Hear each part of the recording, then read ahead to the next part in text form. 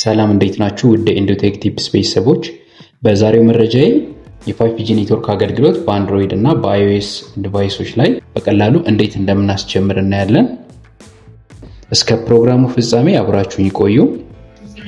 እሺ፣ ስልካችን አንድሮይድ ከሆነ በመጀመሪያ ስልካችን ላይ ሴቲንግ ላይ እንገባለን። እሺ፣ ሴቲንግን ከነካን በኋላ ሴቲንግ ላይ ከገባን በኋላ ይመጣልን ዝርዝር ላይ ኮኔክሽን የሚል አማራጭ አለ። ይሄኛውን አንዴ ነካዋለን። እሺ፣ ኮኔክሽን ላይ አሁን ኮኔክሽን የሚለውን ከመረጥን በኋላ አሁንም ከገባን በኋላ ሞባይል ኔትወርክስ የሚል አለ። ይሄኛው እሱን ነካለን። ሞባይል ኔትወርክ የሚለውን ነካለን። በመቀጠል ሞባይል ኔትወርክ የሚለውን ከነካን በኋላ ኔትወርክ ሞድ ያስመርጠናል ማለት ነው። ሲም1 እና ሲም2 ብሎ ምርጫ ይሰጠናል ማለት ነው። እዚህ ጋር እንደሚያሳየው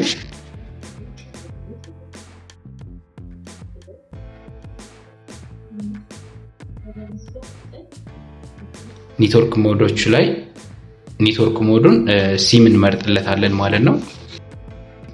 እሱ ላይ ከገባን በኋላ እንደዚህ አይነት ምርጫዎች ይሰጠናል።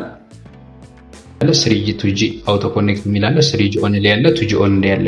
ስለዚህ አሁን እዚህ ጋር የሰጡን ምርጫዎች አሉ። ከነዚህ ምርጫዎች ላይ መጀመሪያ ላይ ያለውን 5G LT 3G 2G አውቶ ኮኔክት የሚለውን እሱን ነው የምንመርጥለት ማለት ነው።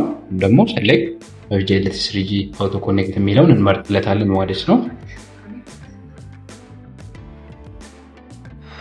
የአንድሮይድ ስልካችንን 5G ኔትወርክ በዚህ መልኩ አክቲቭ አድርገናል ማለት ነው። ስልካችን iOS ከሆነ ደግሞ ኦፕሬቲንግ ሲስተም iOS ከሆነ ደግሞ እንዴት እንደምናስተካክል እናያለን። በመጀመሪያ ስልካችን ላይ ሴቲንግ ላይ እንገባለን። ሴቲንግ እንነካለን። እሺ፣ ሴቲንግ ላይ ከገባን በኋላ የሚመጡልን ዝርዝሮች ላይ ሴሉላር የምትላለች እቺኛዋ ሴሉላር የምትለውን አንዴ እነካታለን። እሺ፣ ሴሉላር የሚለውን ከነካን በኋላ አሁንም የሚመጡልን ዝርዝሮች አሉ። እንደዚህ አይነት ዝርዝር ሲመጣልን ሴሉላር ዳታ ኦፕሽንስ የምትለውን አንዴ እነካታለን እቺኛውን። እሺ፣ እሱን ከነካን በኋላ አሁንም የሚመጣልን ዝርዝር ላይ ቮይስ ኤንድ ዳታ የሚል አለ። ይሄኛው ቮይስ ኤንድ ዳታ የሚለውን አንዴ እንነካዋለን። በመቀጠል እንደዚህ አይነት አማራጮች ይመጣልናል ማለት ነው።